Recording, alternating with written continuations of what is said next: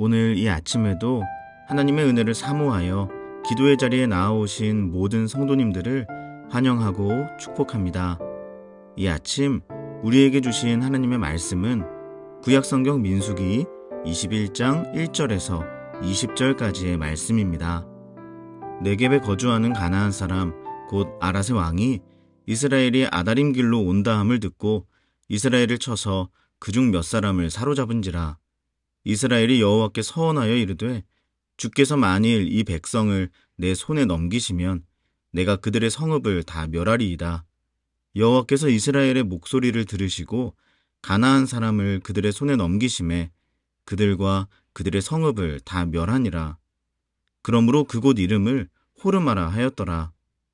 백성이 호르산에서 출발하여 홍해길을 따라 에돔 땅을 우회하려 하였다가 길로 말미암아 백성의 마음이 상하니라. 백성이 하나님과 모세를 향하여 원망하되 어찌하여 우리를 애굽에서 인도해내어 이 광야에서 죽게 하는가? 이곳에는 먹을 것도 없고 물도 없도다. 우리 마음이 이 하찮은 음식을 싫어하노라 하매 여호와께서 불뱀들을 백성 중에 보내어 백성을 물게 하심으로 이스라엘 백성 중에 죽은 자가 많은지라.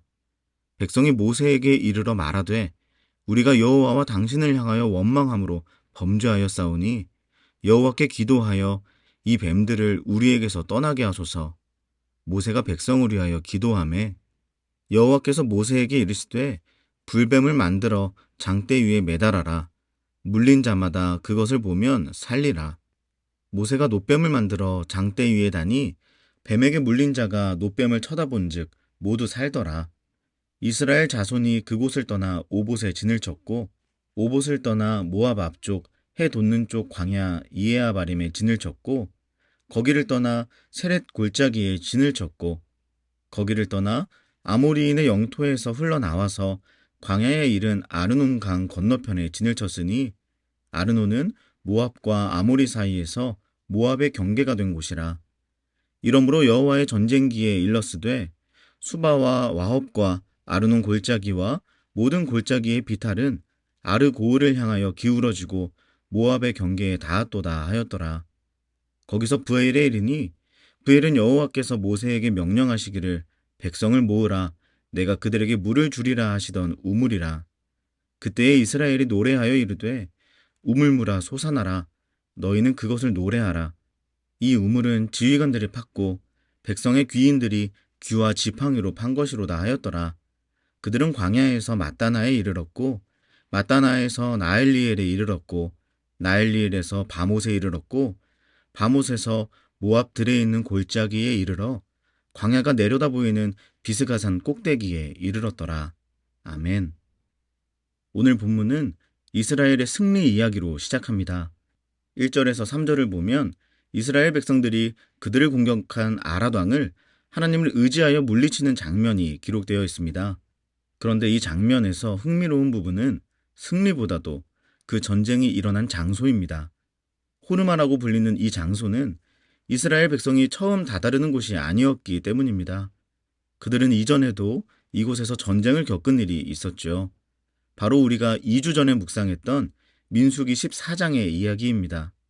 민수기 14장을 보면 하나님이 허락하신 땅을 보았음에도 악평을 늘어놓았던 사람들이 하나님의 재앙으로 모두 죽음을 맞이하자 두려워진 나머지 이스라엘 백성들이 하나님의 말씀에 아랑곳하지 않고 자신의 뜻대로 무리하게 가나안을 치러 갔다가 처참하게 패배하는 이야기로 마무리되는데요. 바로 그곳이 오늘 본문에서 승리를 경험한 호르마였습니다. 이전에는 하나님을 의지하지 않고 패배했던 이곳에서 이제는 하나님을 의지하여 승리를 경험한 이스라엘 백성들. 지난 2주 동안 우리 사귐의 교회에도 많은 변화가 있었는데 그 사이에 이 백성들도 참 많은 변화를 겪은 것 같네요. 이제 그들은 하나님 앞에서의 지난 과오를 만회하고 좀 더 성숙해진 것일까요? 그런데 불과 다음 절인 4절과 5절을 보면 금세 우리가 아는 이스라엘 백성들의 그 모습으로 돌아가 버린 것을 볼 수 있습니다. 그러고 보면 불평, 불만으로 가득한 모습이 전혀 변한 것이 없어 보이기도 하네요. 참 이상합니다. 조금 전에 전쟁에서는 승리해놓고 왜 고작 길이 안 좋다는 이유로 불평하고 있는 것일까요? 광야는 원래 먹을 것도 물도 다 부족한 곳 아닙니까? 그런데 전쟁에서도 승리한 이 사람들이 이제는 먹을 것 없고 물 없는 것 뻔한 이 광야에서 왜 고작 그 당연한 이유로 이토록 하나님을 향해 불만을 토로하고 있는 걸까요? 오히려 그 반대가 어울릴 텐데 말입니다. 먹을 것이 없어도 만나로 배를 채우시고 목이 말라도 반석에서 물을 주시는 하나님을 경험하면서 이전보다 믿음이 자라나기는 했지만 전쟁 앞에 서다 보니 두렵고 무서워서 믿음이 약해지고 하나님을 떠나는 모습이 차라리 훨씬 납득이 가지. 전쟁에서는 승리하고 길가에서는 패배하는 것이 참 이상합니다. 힘든 길 참고 걸어가는 게 생과 사를 넘나드는 전쟁에 참전하는 것보다는 훨씬 쉬울 텐데 말입니다. 그렇다면 이들은 왜 갑자기 믿음이 없어진 것일까요?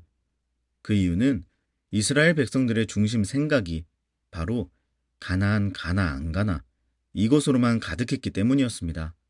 사실 1절에서 3절의 전쟁이 일어난 지역은 가나안과 근접한 가나안 바로 남쪽에 있는 지역이었거든요.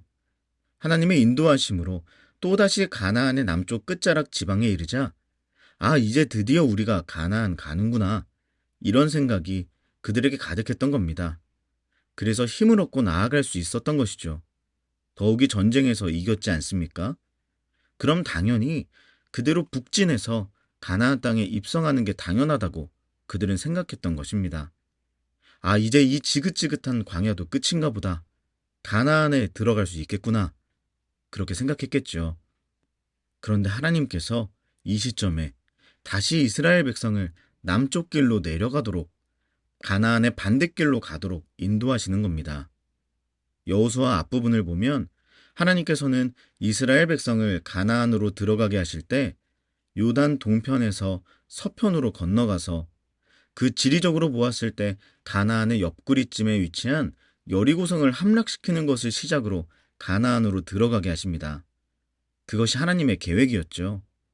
그런데 지금 이스라엘 백성은 가나안 남쪽 지역이자 요단 서편에 있는 거예요.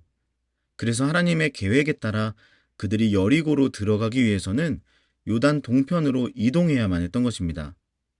그리고 그들이 여기서 요단 동편으로 이동하는 방법은 그곳에서 바로 요단을 건너가거나 남쪽으로 내려가서 우회하여 넘어가는 이 두 가지 방법이 있었습니다. 그런데 지금 이스라엘 백성들이 요단 동편으로 바로 넘어가는 것은 불가능했다고 합니다. 왜냐하면 요단 동편은 가파른 절벽지대였기 때문에 그곳으로 사람이 올라갈 수가 없었다고 해요. 그러니 그들이 가장 빠르고 안전하게 하나님의 뜻대로 가나안 땅에 들어갈 수 있는 방법은 또다시 남쪽으로 내려가서 우회해서 요단 동편으로 이동하는 방법뿐이었던 것입니다. 그럼 그들이 왜 갑자기 이렇게 믿음이 없어진 사람처럼 행동하는지 이해가 되시죠? 가나안이 멀어졌기 때문입니다. 가나안이 가까우면 하나님을 가까이 하고 가나안이 멀어지면 즉시 하나님을 멀리하는 모습. 이스라엘 백성들의 지금 상태가 바로 이랬던 겁니다. 사랑하는 여러분, 오늘 말씀은 어리석은 이스라엘의 이야기일 뿐만 아니라 광야 같은 인생을 살아가고 있는 우리들의 이야기이기도 합니다. 이스라엘 백성에게 광야의 시간이란 출애굽기 6장 7절에 나와 있듯이 그들을 출애굽하게 하신 분이 누구인지를 알고 그분의 백성으로 살아가는 그 훈련의 시간이었습니다. 그렇기에 광야에서도 그들의 생명을 주관하시고 먹이시고 입히시고 채우시는 하나님만을 바라보는 여정을 걸어가야 했죠. 그런데 그들의 초점은 하나님이 아니라 가나안에 있었던 것입니다. 그렇다면 저와 여러분은 어떤가요? 광야 같은 우리의 인생에서 저와 여러분은 우리의 생명을 주관하시고 우리를 먹이시고 입히시고 채우시는 하나님만을 바라보며 하나님의 백성으로 살기 위한 걸음을 걷고 있나요? 아니면 이 지긋지긋한 광야를 끝내고 어서 빨리 가나안 사람으로 살고 싶다는 그 기대와 바람만을 가지고 살아가고 있나요? 사랑하는 여러분, 오늘 이 아침 저와 여러분 모두에게 다시 하나님께로 초점을 이동하는 은혜가 있으시기를 축복합니다. 마지막으로 그 방법, 하나님께 다시 초점을 맞출 수 있는 그 방법을 알려드리고 말씀을 마치겠습니다. 그 방법은 바로 예수님의 십자가 앞으로 나아가는 것입니다. 하나님께서 오늘 본문에서 하나님을 원망하여 불뱀에 물려 죽어가는 이들을 향해 주신 것이 있습니다. 바로 예수 그리스도의 십자가를 상징하는 놋뱀, 장대에 달린 놋뱀입니다. 하나님께서는 여전히 하나님을 바라보지 못하고 가나안만을 바라보는 그들의 시선을 다시 하나님께로 향하게 하기 위해서, 그들을 영원한 하나님 나라의 백성으로 살도록 하시기 위해서 놋뱀을 높이 세우십니다. 그리고 그것을 보는 자마다 모두 살아나도록 하십니다. 그리고 이후 그들은 실제로 그렇게 살아냅니다. 10절에서 20절의 여정이 바로 하나님의 인도에 따라 요단을 남쪽으로 우회하여 돌아가는 길을 아무런 불평 없이 하나님을 의지하여 걸어가고 있는 장면을 보여주고 있기 때문입니다. 사랑하는 여러분, 오늘 이 하루 우리를 하나님께로 향하게 하시기 위해 우리에게 오신 예수 그리스도, 그분의 십자가 은혜를 기억하며 우리의 초점을 오직 하나님께 두시는 은혜가 있으시기를 축복합니다. 장대에 높이 들린 놋뱀과 비교할 수 없도록 우리는 언제나 예수 그리스도의 십자가 은혜 앞으로 나아갈 수 있는 은혜를 입은 자입니다. 오늘 하루 이 세상을 살아가면서 하나님보다 가나안이 더 크게 보이는 때가 있으시다면, 하나님보다 가나안이 더 기대되고 그것을 나의 우선순위로 삼고 있는 나 자신을 발견하게 되신다면 예수 그리스도의 십자가 의지에서 기도해 보십시오. 그럼 다시 여러분의 여정이 가나안이 아닌 하나님을 향한 걸음으로 이어질 수 있으실 겁니다.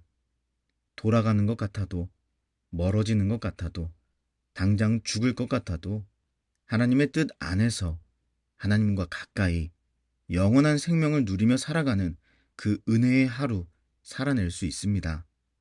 오늘 이 하루 그 은혜와 축복을 누리는 걸음걸음 되시기를 주님의 이름으로 간절히 축복합니다. 기도하겠습니다. 광야 같은 인생의 여정에서 가나안이 아닌 오직 하나님만을 바라보며 살아가는 내가 되게 하소서.